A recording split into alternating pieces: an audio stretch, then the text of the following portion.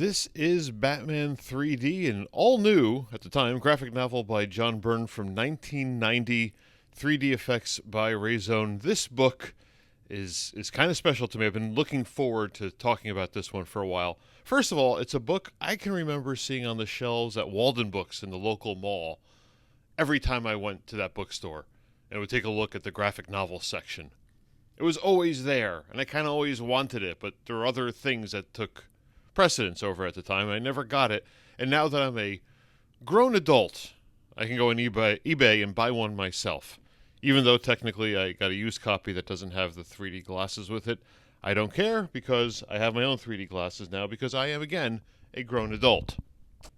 This is also from a very early time in my comics reading life. I didn't start reading comics until 1989 when I was 13, so this book came out not too far after that, and it's also from a time when I first started reading John Byrne comics, and to me, I know as much as people think of him as that Uncanny X-Men artist, to me, he's more that John Byrne's X-Men artist, that She-Hulk artist. I went back early on to buy back issues of Superman that he had done, so the style that's used in this book kind of reminds me of that era. The OMAC 4-part prestige format series that he did around that time somewhere. I forget what year that would be exactly, but it's that time when he was using the duotone, duo wash, whatever they're called exactly, lines in his art. And it's classic John Byrne style art for me. So this book, basically the first part of it, the biggest part of it is Ego Trip. That's the name of John Byrne's story. Runs 48 pages. So, your classic prestige format book, your Dark Knight Returns style book.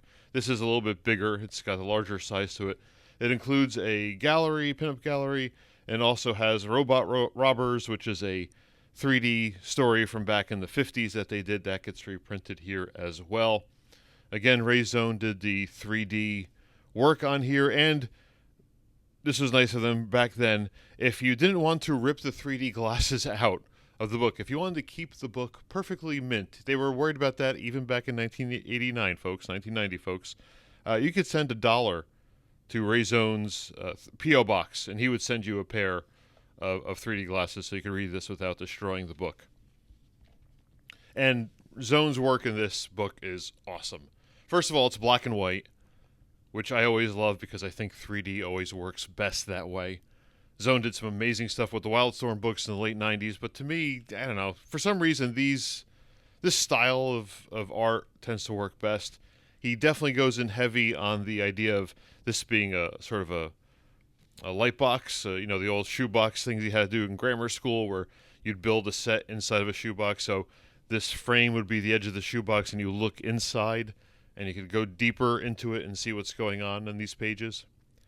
Also, it's black and white, but it's not black necessarily. It's this sort of grayer, almost brownish color that Rayzone did a lot of comics in. We'll take a look at another one in a different video for Scott McCloud's Destroy one-shot, which used the same kind of color scheme, that brown and white almost, black and white style. It must have something to do with the way it contrasts with the cyan and red lines, if I had to guess, to make the 3D work extra well. You can see here already John Byrne using the duotone, doing the stripey stuff in the characters.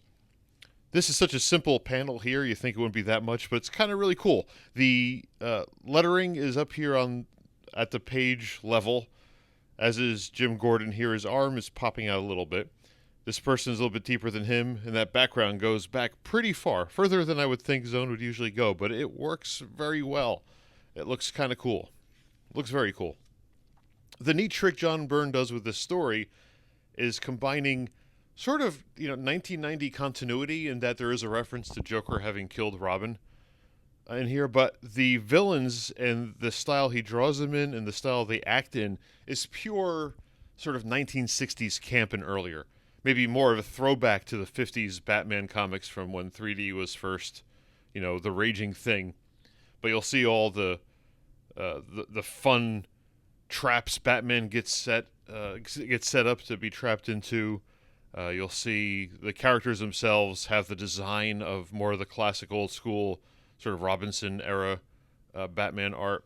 But John Byrne also knows he's doing a 3D comic here, no doubt, because he gets scenes like these two here. If there's one thing a 3D comic is good for, it's always good for having explosions, rubbles, things falling out of the sky, things surrounding you, things blowing around in the air. These floor tiles, these hexagonal floor tiles here, the rubble from this giant rock head that Riddler drops on Batman.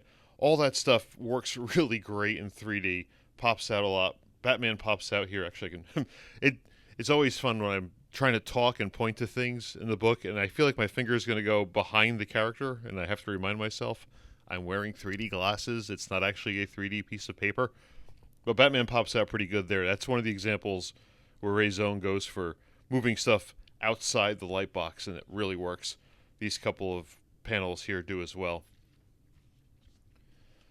Some of the effects aren't perfect. This one here, for example, Batman's walking through water, and it just doesn't quite work that the cape is going into the water here, and I'm not sure how much of that is an art thing versus a 3D design thing. I think it might be more on the art. He uses the duotone shading again to draw the water with a fainter brush, so to speak. But it looks more like Batman has half a cape on here instead. And then when you see him here where the water is chest high, the 3D does a good job of making that water line jump up a little bit, and you do get that sort of refraction in the water you'd get in real life, where if you've ever seen someone in a pool or in the water, in the ocean or something, you'll see the way, the water, the lines shift a little bit, the way your eyes will shift because the wavelengths shift in water of the light rays. I don't know. Someone else can do the science. Go watch a Mark Rober video instead. But all this stuff is really great here. Batman gets trapped and has to, go underwater and through a really tight tunnel to get out. He gets out. It's all good. So you have the classic villains. One of these, stories where when an artist is told he can do one graphic novel and he wants to throw every major villain into it that he can, John Byrne throws 4 different ones in here. You have Riddler, Joker, Two-Face, and the Penguin. That opening Penguin splash page is a really good one too for the 3D effects. Lots of good stuff. And here's the trap they put Batman in, where he's hanging from the rafters in the subway, and he has a chance to divert the train if he wants, but then if he does, the train hits him. But if he doesn't divert the train causes even more damage, and everyone on the train will die, that kind of stuff. So Batman swings out of the way, basically, to solve the problem. You should read it to find out more. You can find copies of this book on eBay at a fairly decent price. They're not that expensive. They're not that much in demand. There's no 3D rage going on right now. Here you can see his Joker design, obviously borrowing from the older, I guess, 50s Batman comic designs, maybe even 40s, I'm not sure which. There are better comic historians to tell you stuff like that than me. But overall, this is a fun story. It captures the feeling well of, that sort of 60s camp or maybe 50s comics adventure kind of thing. Ray Zone's effects are awesome. This is one of the better 3D jobs I've seen, even for him. There's a bowling set there. As a bowler wannabe myself, I find that exciting. That's just me. But then you go through here, you get through the main story, which has a good mystery to it, and does explain it here at the end. And then Batman goes to sleep because he's tired. Here's the pinup gallery. There's some interesting names in here, starting with Alex Toth. He's got a pinup in here. I think Brett Blevins with Al Williamson over here. Dave Gibbons does a Joker. Barry Windsor Smith does a Joker that is just bizarre, but again, all those cards flying through the air makes for a great 3D comic. George Perez doing, of course, a slightly complicated thing. Great. I mean, that's just a crazy angle when you think about it.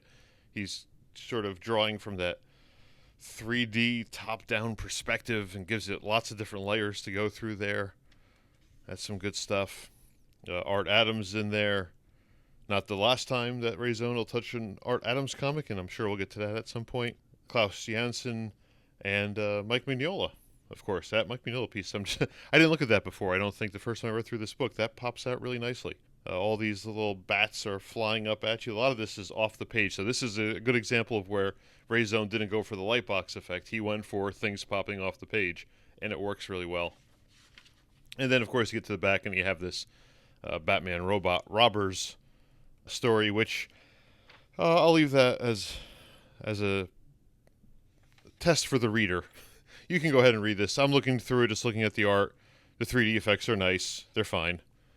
I don't get too excited by this stuff. I think I mentioned that before with a Superman review I did. The old comics, not my thing. I'm sorry, it's just not. The cover, by the way, I should mention, this is done by Pepe Moreno, who did the first Batman graphic novel drawn in a computer. Digital Justice, I believe it's called. He did the cover. John Byrne did not do the cover, which seems kind of weird. I guess they wanted to get that 3D look by doing the desktop publishing font availability of the day. This was probably state-of-the-art lettering and graphics design for the time this was released. But Batman 3D, this is one if you can find at a comic shop or at a convention or even on eBay. It's definitely worth picking up for, if you get on eBay, I think I saw a lot of copies of this going for $10 in decent shape. This copy has some dog-eared corners, and the 3D glasses are obviously not there, but that doesn't matter to me too much. I've got my own. And the conversions are great. The story is a lot of fun. I honestly had to read it in 2 sittings because 48 pages worth of comics in 3D does start to bother my eyes after a while. I am only human. I have to take a little bit of a break. I have to look around a little bit, readjust my eyes, but it's worth it for a book like this. Batman 3D by John Byrne. Lots of fun.